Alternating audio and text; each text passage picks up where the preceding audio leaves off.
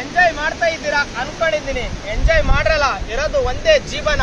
ನಮ್ಮ ಟ್ರಾವೆಲ್ ಭಾಗದಲ್ಲಿ ಇದು 29ನೇ ಜಿಲ್ಲೆ. ಈ ಜಿಲ್ಲೆಯು ಒಂದು ಕಡೆ ಅರಬ್ಬಿ ಸಮುದ್ರ, ಮತ್ತೊಂದು ಕಡೆ ಪಶ್ಚಿಮ ಘಟ್ಟ ನಡುವೆ ನೆಲೆಗೊಂಡಿರುವ ಭಾರತೀಯ ಮಾನ್ಸೂನ್ ಸಮಯದಲ್ಲಿ ಹೇರಳವಾಗಿ ಮಳೆಯನ್ನು ಪಡೆಯುವ ತುಳುನಾಡು, ಬುದ್ಧಿವಂತರ ಜಿಲ್ಲೆ, ಕನ್ನಡ ನಾಡಿನ ಅತಿ ಹೆಚ್ಚು ಸಾಕ್ಷರತೆ ಪ್ರಮಾಣವನ್ನು ಹೊಂದಿರುವ ದಕ್ಷಿಣ ಕನ್ನಡ. ಈ ದಕ್ಷಿಣ ಕನ್ನಡ ಕಡೆಯಿಂದ ನಿಮ್ಮೆಲ್ಲರಿಗೂ ಶರಣಾರ್ಥಿ. ಬಹು ಜನರ ವಿಲಕ್ಷಣ ಕಡಲ ತೀರ, ಬಹು ಜನರ ಮೋಡಿ ಮಾಡುವ ಈ ಮಂಗಳೂರು ಜಿಲ್ಲೆ. ಈ ಮಂಗಳೂರು ಜಿಲ್ಲೆಯನ್ನು ನಾವು ಒಂದ್ಸಲ ನೋಡ್ಕೊಂಡು ಬರೋಣ ಬನ್ನಿ. ಅದಕ್ಕೂ ಮುಂಚೆ ನಾವು ವಿಡಿಯೋ ಪಣಂಬೂರು ಬೀಚ್ನಿಂದ ಆರಂಭಿಸೋಣ. ನನ್ನ ಹಿಂದೆ ಕಾಣ್ತಕ್ಕಂಥದ್ದು ನಿಮಗೆಲ್ಲ ಗೊತ್ತಾಗ್ಬೋದು, ಬೀಚ್, ಕಡಲು ತೀರ. ಈ ಬೀಚು ಭಾರತದಲ್ಲಿ ಸ್ವಚ್ಛ ಮತ್ತು ಸುರಕ್ಷಿತ ಬಂದರು ಪ್ರದೇಶ ಬೀಚ್ ಆಗಿದೆ. ಈ ಬೀಚ್ ಮಂಗಳೂರಿನಿಂದ 10 ಕಿಲೋಮೀಟರ್ ಅಂತರವನ್ನು ಕಾಯ್ದುಕೊಂಡಿರುವ the most visited beach of Karnataka. ಈ ಬೀಚ್ ಸೂರ್ಯ ಉದಯಿಸುವ ಸಮಯದಲ್ಲಿ ಜನರನ್ನು ಮನಮೋಹಗೊಳಿಸುವಂತ ಜನಪ್ರಿಯ ತಾಣ ಇದು ಪಣಂಬೂರು ಬೀಚ್.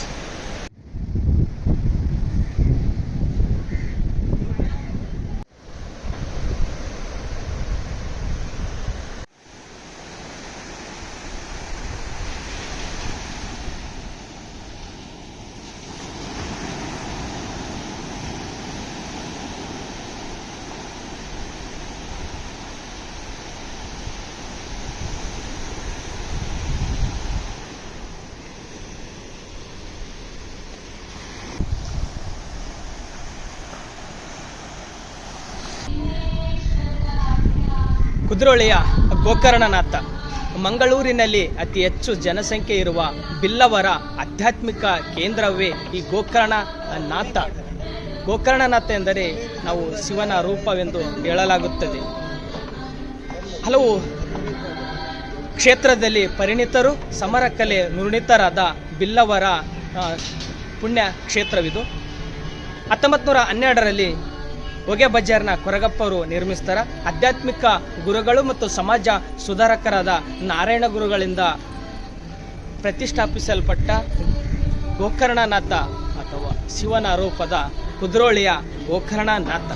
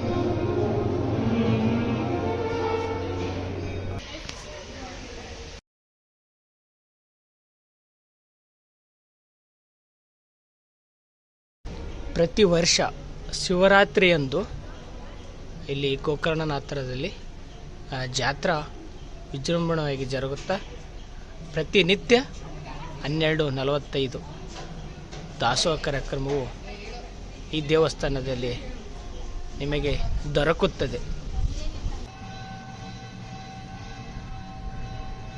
ನಾವು ಮಂಗಳೂರು ಜಿಲ್ಲೆಯನ್ನು ಭೌಗೋಳಿಕವಾಗಿ ತೆಗೆದುಕೊಂಡರೆ ಮೊದಲು ಇದು ಕೆನರಾದ ಭಾಗವಾಗಿತ್ತು. ಬ್ರಿಟಿಷರ ಪೂರ್ವ ಅಂದರೆ ನಮಗೆ ಸ್ವತಂತ್ರ ಪೂರ್ವದಲ್ಲಿ ಇದನ್ನು ಉತ್ತರ ಕೆನರಾ ಮತ್ತು ದಕ್ಷಿಣ ಕೆನರಾ ಎಂದು 1860ರಲ್ಲಿ ಡಿವೈಡ್ ಮಾಡಲಾಗುತ್ತದೆ. ಉಷ್ಣ ವಲಯದ ಮಾನ್ಸೂನ್ ಹವಾಮಾನವನ್ನು ಹೊಂದಿರುವ ಈ ದಕ್ಷಿಣ ಕನ್ನಡ ಜಿಲ್ಲೆಯು ಉತ್ತರಕ್ಕೆ ಉಡುಪಿ ಜಿಲ್ಲೆ, ದಕ್ಷಿಣಕ್ಕೆ ಕೇರಳದ ಕಾಸರಗೋಡು, ಪೂರ್ವಕ್ಕೆ ಬಂದಪ್ಪ ಅಂದರೆ ನಮಗೆ ಹಾಸನ ಮತ್ತು ಚಿಕ್ಕಮಗಳೂರು ಜಿಲ್ಲೆ ದೊರಕುತ್ತವೆ. ಒಂದು ಸಂದರ್ಭದಲ್ಲಿ ಉಡುಪಿಯು ದಕ್ಷಿಣ ಕನ್ನಡ ಜಿಲ್ಲೆಯ ಭಾಗವಾಗಿತ್ತು. ದಕ್ಷಿಣ ಕನ್ನಡದಿಂದ ಡಿವೈಡ್ ಆಗಿ ಉತ್ತರ ಕನ್ನಡ ಜಿಲ್ಲೆ ಎಂಬುದು ಹೊಸದಾಗಿ ರಚನೆ ಆಯಿತು. ಪೂರ್ವ ಭಾಗಕ್ಕೆ ತೇಗ, ಬೀಟಿ ಮತ್ತು ರೋಸ್ವುಡ್ನಂಥ ಮರಗಳು ನಮಗೆ ದೊರೆಯುತ್ತವೆ.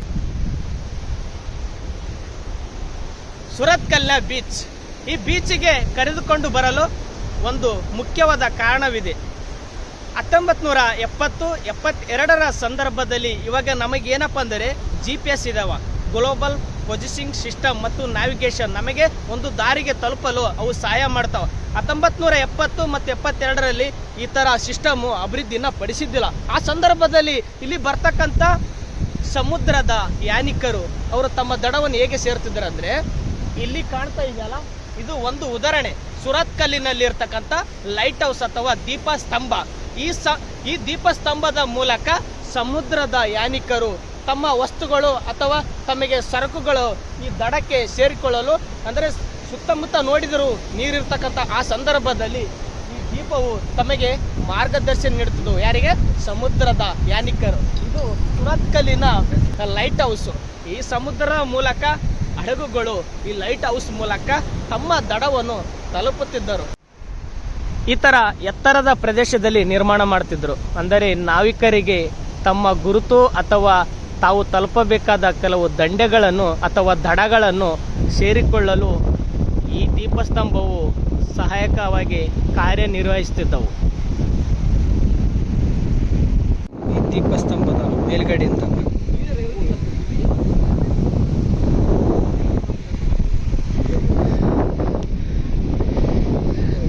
ನೋಡಿದರೆ ಒಂಥರ ಮಂಜು ಕವಿದಂತೆ ಕಿನಾರೆ ಹೀಗೆ ಕಾಣ್ತದೆ ನೋಡಿ.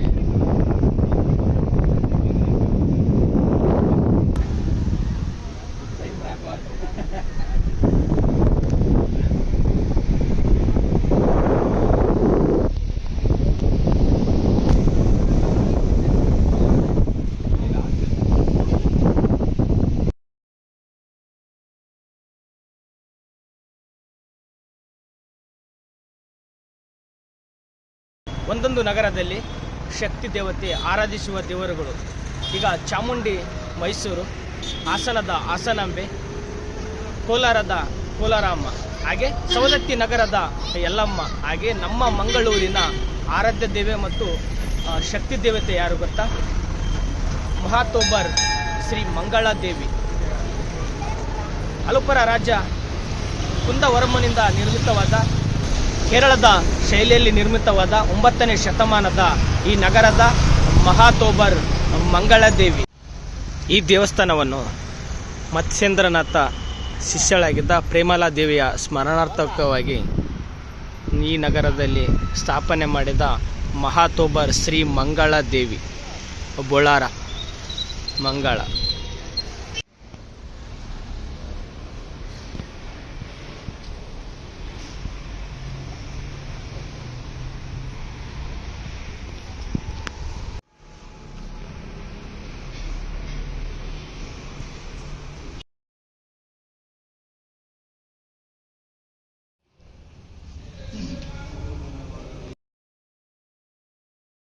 ಮಂಗಳೂರಿನಲ್ಲಿ ಹೆಚ್ಚು ಮೀನುಗಳು ವ್ಯಾಪಾರ ನಡೀತವೆ. ಅದು ವ್ಯಾಪಾರ ನಡೆಯುವ ಸ್ಥಳವನ್ನು ತೋರಿಸ್ತೀನಿ ಬನ್ನಿ.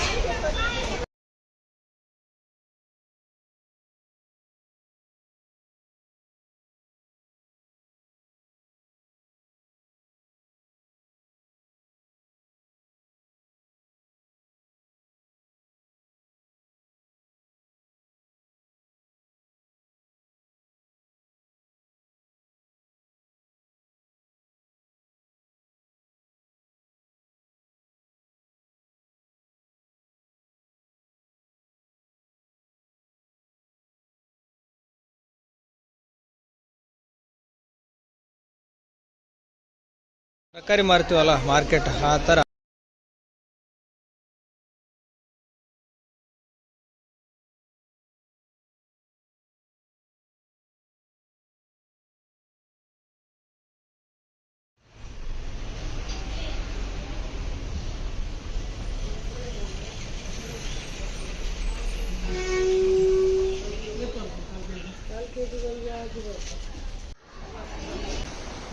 ನಾವು ಮಂಗಳೂರು ಜಿಲ್ಲೆಯ ತಾಲೂಕುಗಳು ಮಂಗಳೂರು, ಸುಳ್ಳೆ, ಮೂಡುಬಿದಿರೆ, ಬಂಟ್ವಾಳ, ಪುತ್ತೂರು, ಕಡಬ, ಉಲ್ಲಾಳ ಹಾಗೂ ಬೆಳತಂಗಡಿ ಇವು ಈ ಜಿಲ್ಲೆಯ ಪ್ರಮುಖ ತಾಲೂಕುಗಳು. ನಾವೊಂದು ಸಲ ಟ್ರೈ ಮಾಡೋಣ.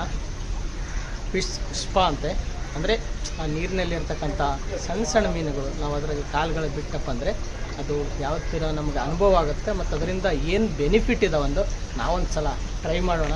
ಬನ್ನಿ. गुदगुदी होते हैं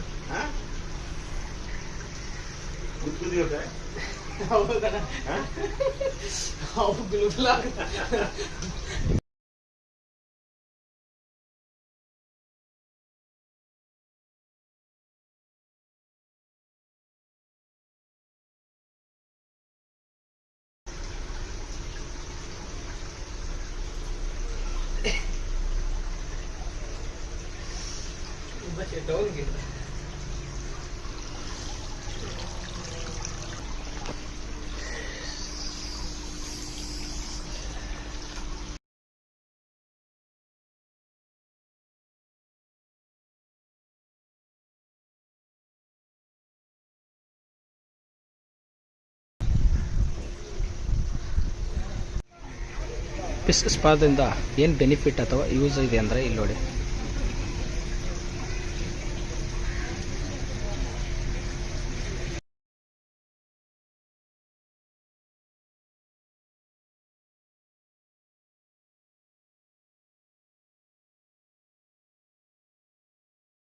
ನಾವು ಮಂಗಳೂರು ಜಿಲ್ಲೆಯ ಜನಸಂಖ್ಯೆ ಮತ್ತು ಶಿಕ್ಷಣ 2011ರ ಜನಗಣತಿಯ ಪ್ರಕಾರ 20,89,649 ಇಲ್ಲಿನ ಜನಸಂಖ್ಯೆಯಾಗಿದ್ದು, ಬಿಲ್ಲವ, ಬಂಟ, ಮೊಗವೀರ, ತುಳುಗೌಡ, ದೇವಾಡಿಗ ಹಾಗೂ ಕೊಂಕಣಿ ಜನ ಅತಿ ಹೆಚ್ಚು ಇಲ್ಲಿ ಬಿಲ್ಲವರು ಈ ಜಿಲ್ಲೆಯಲ್ಲಿ ನಾವು ಕಾಣಬಹುದಾಗಿದೆ. ಹಾಗೂ ಇಲ್ಲಿನ ಶಿಕ್ಷಣ ಸಂಸ್ಥೆಗಳು ಕೆನರಾ ಇಂಜಿನಿಯರ್ ಕಾಲೇಜ್, ಆಳ್ವಾಸ್ ಶಿಕ್ಷಣ ಸಂಸ್ಥೆಗಳು, ಶ್ರೀನಿವಾಸ್ ಇನ್ಸ್ಟಿಟ್ಯೂಟ್ ಸೈನ್ಸ್ ಹಾಗೂ ರಿಸರ್ಚ್ ಸೆಂಟರ್, ಯೋನೋಪಯ ಡೆಂಟಲ್ ಕಾಲೇಜ್ ಇವು ಪ್ರಮುಖ ಶಿಕ್ಷಣ ಸಂಸ್ಥೆಗಳು. ಸಾಕ್ಷಾತ್ ಪರಮೇಶ್ವರನ ನೆಲೆಸಿರುವ ಹೆಚ್ಚಿನ ಸಂಖ್ಯೆಯಲ್ಲಿ ಪರಮೇಶ್ವರ ಭಕ್ತಾದಿಗಳನ್ನು ಭೇಟಿ ನೀಡುವ ಧರ್ಮದ ನೆಲೆವೀಡು, ಅದುವೇ ನಮ್ಮ ಧರ್ಮಸ್ಥಳ. ಇನ್ನೇನು ಈ ದೇವಸ್ಥಾನ ಬಗ್ಗೆ ಹೆಚ್ಚಿನದೇನು ಹೇಳುವುದಿಲ್ಲ, ಯಾಕೆಂದರೆ ರಾಷ್ಟ್ರೀಯ ಅಂತಾರಾಷ್ಟ್ರೀಯ ಮಟ್ಟದಲ್ಲಿ ಭಕ್ತಾದಿಗಳನ್ನು ಹೊಂದಿರುವ ಧರ್ಮಸ್ಥಳ. ನೇತ್ರಾವತಿ ನದಿಯ ದಡದ ಮೇಲಿರುವ ಈ ಪುಣ್ಯಕ್ಷೇತ್ರವು ಓಂ ನಮೋ ಮಂಜುನಾಥಾಯ.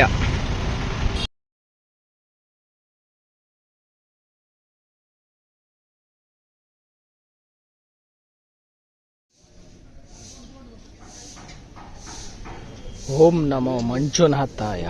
ಇನ್ನು ಬಿಟ್ಟು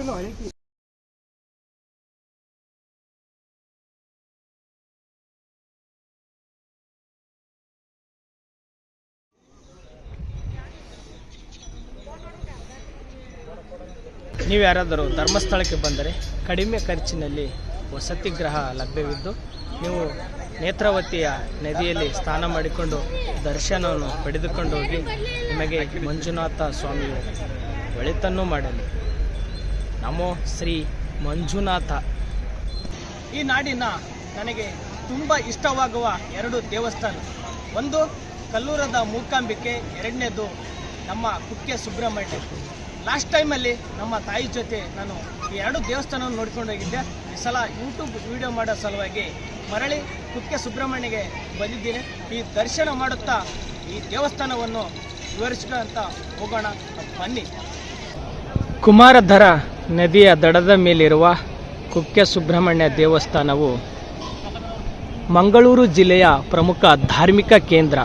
ಈ ದೇವಸ್ಥಾನವು ಯಾಕೆ ನಾನು ಇಷ್ಟಪಡ್ತೀನಪ್ಪ ಅಂದರೆ ಇಲ್ಲಿನ ದರ್ಶನದ ವ್ಯವಸ್ಥೆ ಹಾಗೂ ಎಲೆ ಮೇಲೆ ಬಡಿಸ್ತಕ್ಕಂಥ ಪ್ರಸಾದದಿಂದ ಈ ದೇವಸ್ಥಾನವು ಪ್ರಸಿದ್ಧವಾಗಿದೆ.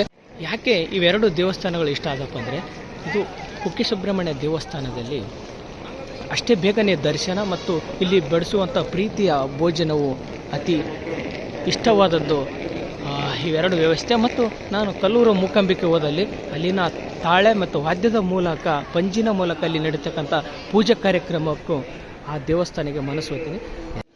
ಆ ಸರ್ಪ ದೇವರಾದ ಕುಕ್ಕೆ ಸುಬ್ರಹ್ಮಣ್ಯ ದೇವಸ್ಥಾನವಿದು. ಇದು ಎಂಟ್ರೆನ್ಸ್. ಇಲ್ಲಿ ಕಾಣ್ತಕ್ಕಂಥದ್ದು ಇದು ಅಂಗಳ. ತನ್ನ ಸಹೋದರನಾದ ಗಣೇಶನ ಜೊತೆ ಕುಮಾರ ಪರ್ವಕ್ಕೆ ಬಂದು ಮಾರ್ಗಶಿರ ಶುದ್ಧ ಷಷ್ಠಿ ದೇವೇಂದ್ರನ ಮಗಳಾದ ದೇವಸೇನನನ್ನು ಪ್ರಾಣಿಗ್ರಹಣ ಮಾಡಿದನು ಅಥವಾ ವರಿಸಿದನು ಅಥವಾ ಮದುವೆಯಾದನು. ಇಲ್ಲಿಯೇ ತಪಸ್ಸನ್ನು ಆಚರಿಸುತ್ತಾ ನಾಗನಾದ ವಾಸುಕಿಯ ಪ್ರಾರ್ಥನೆಯನ್ನು ಮನ್ನಿಸುತ್ತಾ ದೇವಸೇನೆಯ ಜೊತೆ ಇಲ್ಲೇ ಭಕ್ತಭಿಷ್ಟನಾದನೆಂದು ಹೇಳಲಾಗುತ್ತದೆ.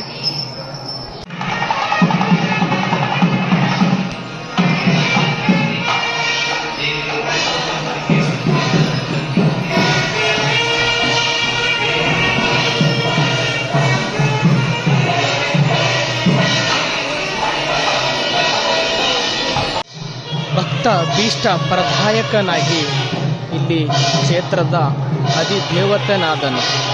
ಇದು ನಮ್ಮ ಕುಕ್ಕೆ ಸುಬ್ರಹ್ಮಣ್ಯ ದೇವಸ್ಥಾನ.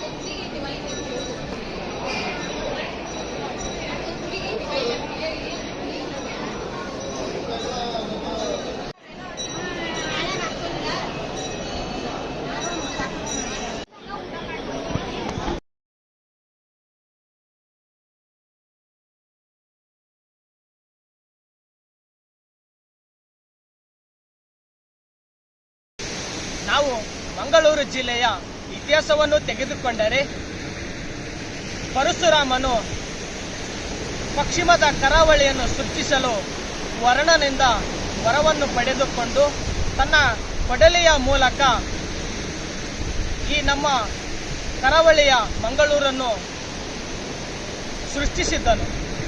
ಆ ಸೃಷ್ಟಿಸಿದ ಪ್ರದೇಶವನ್ನು 64 ಬ್ರಾಹ್ಮಣ ಕುಟುಂಬಗಳಿಗೆ ನೆಲೆಸಲು ಈ ಪ್ರದೇಶವನ್ನು ನೀಡಿದನು. ಇದು ದಂತಕಥೆ ಪ್ರಕಾರ. ಮುಂದೆ ಇತಿಹಾಸಕ್ಕೆ ಹೋದರೆ ಕ್ರಿಸ್ತಶಕ 500ರಲ್ಲಿ ಗುಟ್ಟಾಪುರ ಎಂಬ ಕಲ್ಲಿನ ಶಾಸನದಲ್ಲಿ ಅಲುಪರು ಅಥವಾ ಅಳುಪರು ಕದಂಬರ ಅಧೀನದಲ್ಲಿ ಆಳ್ವಿಕೆ ನಡೆಸಿದರು. ಮುಂದೆ 8 ಮತ್ತು 14ನೇ ಶತಮಾನದಲ್ಲಿ ಸ್ವತಂತ್ರವಾಗಿ ಅಲುಪರು ಸಂಪೂರ್ಣವಾಗಿ ದಕ್ಷಿಣ ಕನ್ನಡ ಜಿಲ್ಲೆಯನ್ನು ಆಳಿದರು. ನಂತರ ಮುಂದೆ ಬ್ರಿಟಿಷರ ಆಳ್ವಿಕೆ ಸಂದರ್ಭಕ್ಕೆ ಮುಂಚೆ ಪೋರ್ಚುಗೀಸರು ಬಂಗ ರಾಜನ ಪತ್ನಿಯಾದ ರಾಣಿ ಉಳ್ಳಾಳದ ಹಬ್ಬಕ್ಕಳು ಪೋರ್ಚುಗೀಸರ ವಿರುದ್ಧ ಹೋರಾಡಿ ಕಪ್ಪ ಕಾಣಿಕೆಯನ್ನು ನಿಲ್ಲಿಸಿದ್ದಳು. ನಂತರ ನಮಗೆ ಬ್ರಿಟಿಷರ ಆಳ್ವಿಕೆ ಸಂದರ್ಭದಲ್ಲಿ 2ನೇ ಆಂಗ್ಲೋ ಮೈಸೂರು ಯುದ್ಧದ ಸಂದರ್ಭ ವಾರನ್ ಹೆಸ್ಟಿಂಗ್ಸ್ ಎಂಬ ಬ್ರಿಟಿಷ್ ಅಧಿಕಾರಿಯ ಜೊತೆ ಮಂಗಳೂರು ಒಪ್ಪಂದ, ಹೈದರ್ ಅಲಿ ಮತ್ತು ಟಿಪ್ಪು ಸುಲ್ತಾನ್ ಮಂಗಳೂರು ಒಪ್ಪಂದದ ಮೂಲಕ 2ನೇ ಆಂಗ್ಲೋ ಮೈಸೂರು ಯುದ್ಧವನ್ನು ಆ ಒಪ್ಪಂದ ಪ್ರಕಾರ ನಿಲ್ಲಿಸಲಾಯಿತು. ನಂತರ ಸ್ವತಂತ್ರ ಸಂದರ್ಭದಲ್ಲಿ ಕರ್ನಾಡ್ ಸದಾಶಿವರಾವ್ ಅಸಹಕಾರ ಚಳುವಳಿಯಲ್ಲಿ ಭಾಗವಹಿಸಿದ್ದರು. ಇದು ಪ್ರಮುಖ ಮಂಗಳೂರು ಜಿಲ್ಲೆಯ ಇತಿಹಾಸದ ಘಟನೆಗಳು. ಕರ್ನಾಟಕದಲ್ಲಿ ನಮಗೆ ಬಾಹುಬಲಿ ಏಕಶಿಲಾ ಮೂರ್ತಿಗಳು ನೋಡಲು ಸಿಗುವುದು 5 ಸ್ಥಳಗಳಲ್ಲಿ ಮಾತ್ರ. ಒಂದನೇದು ಹಾಸನ ಜಿಲ್ಲೆಯ ಶ್ರವಣಬೆಳಗೊಳದಲ್ಲಿ 57 ಅಡಿ ಎತ್ತರದ ಚಾವುಂಡ್ರಯ್ಯ ನಿರ್ಮಾಣ ಮಾಡಿದ್ದು. 2ನೇದು ಕಾರ್ಕಳದಲ್ಲಿ 42 ಅಡಿ. ನಮಗೆ 3ನೇದೇ ಈ ಧರ್ಮಸ್ಥಳ ಸ್ಥಾಪನೆ ಆಗಿರುವ 39 ಅಡಿ ಎತ್ತರದ ಬಾಹುಬಲಿ ಏಕಶಿಲಾ ಮೂರ್ತಿ. ಇನ್ನು 4ನೇದು ಇದೇ ಮಂಗಳೂರು ಜಿಲ್ಲೆಯಲ್ಲಿ ವೇಣೂರಿನಲ್ಲಿ 35 ಅಡಿ ಎತ್ತರದ ಏಕಶಿಲಾ ಮೂರ್ತಿ. ಕೊನೆಯದಲ್ಲಿ ಕಿರಿದಾದ ಏಕಶಿಲಾ ಮೂರ್ತಿ ಯಾವುದು ಗೊತ್ತಾ? ಮೈಸೂರು ಜಿಲ್ಲೆಯ ಗೊಮ್ಮಟಗಿರಿಯಲ್ಲಿ ಸ್ಥಾಪನೆಯಾದ 20 ಅಡಿ ಏಕಶಿಲಾ ಮೂರ್ತಿ. ಇವು ಮಾತ್ರ 5 ಸ್ಥಳಗಳು ನಮಗೆ ಬಾಹುಬಲಿ ಏಕಶಿಲಾ ಪ್ರತಿಮೆಗಳು ನೋಡಲು ದೊರಕುತ್ತವೆ. ಕರ್ನಾಟಕದಲ್ಲಿ 12 ಬಂದರುಗಳಿವೆ, ಅಂದರೆ ಚಿಕ್ಕ ಪುಟ್ಟ. ಪ್ರಮುಖ ಅದರಲ್ಲಿ ದೊಡ್ಡದಾದ ಬಂದರು ಯಾವುದು ಗೊತ್ತಾ? ನವಮಂಗಳೂರು ಬಂದರು. ಇದನ್ನು ಕಾಪಿ ಬಂದರು, ಭಾರತದ ಹೆಬ್ಬಾಗಿಲು ಎಂದು ಕರೆಯಲಾಗುತ್ತದೆ. 1974ರಲ್ಲಿ ಇಂದಿರಾ ಗಾಂಧಿಯವರು ಈ ಬಂದರನ್ನು ಉದ್ಘಾಟಿಸ್ತಾರೆ.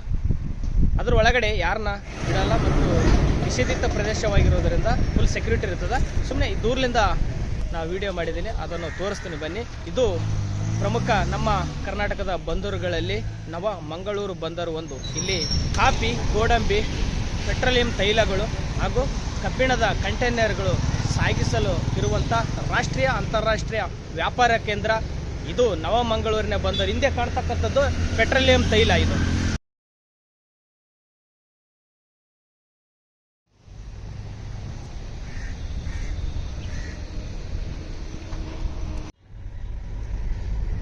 ಪ್ರಮುಖ ವಸ್ತುಗಳನ್ನು ಸಾಗಿಸಲು ಮಾರ್ಗ ಇದು. ಇದು ನವಮಂಗಳೂರು ಬಂದರಿನ ಪ್ರಮುಖ ಮಾರ್ಗ.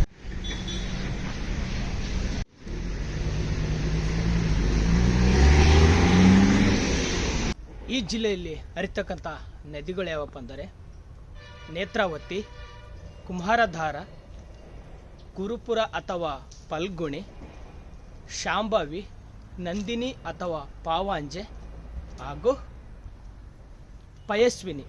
ಈ 5 ನದಿಗಳು ನಮ್ಮ ದಕ್ಷಿಣ ಕನ್ನಡ ಜಿಲ್ಲೆಯಲ್ಲಿ ಹರಿತವ.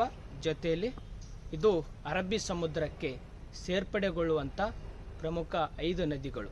ಶ್ರೀ ಕ್ಷೇತ್ರ ಕದ್ರಿ ಮಂಜುನಾಥ ಮಂಗಳೂರು ಜಿಲ್ಲೆಯಲ್ಲಿ ಬರ್ತಕ್ಕಂಥ ಪುರಾತನವಾದ ದೇವಾಲಯ. 10 ಮತ್ತು 11ನೇ ಶತಮಾನದಲ್ಲಿ ಆರಂಭವಾದ ಮಂಜುನಾಥ ದೇವಾಲಯ. ಮಂಜುನಾಥ ಎಂದರೆ ನಾವು ಶಿವನಿಗೆ ಅರ್ಪಿತವಾದ ಒಂದು ದೇವಾಲಯ. ಬನ್ನಿ ನಾವು ನೋಡ್ಕೊಂಡು ಬರೋಣ. ಅಲ್ಲಿ ಹರಿತಕ್ಕಂಥ ಬಹುಮುಖ ತೀರ್ಥ ಅಂದರೆ ಕಾಶಿ ಭಾಗೀರಥನ ನೀರೆಂದು ನಂಬಲಾಗಿದೆ.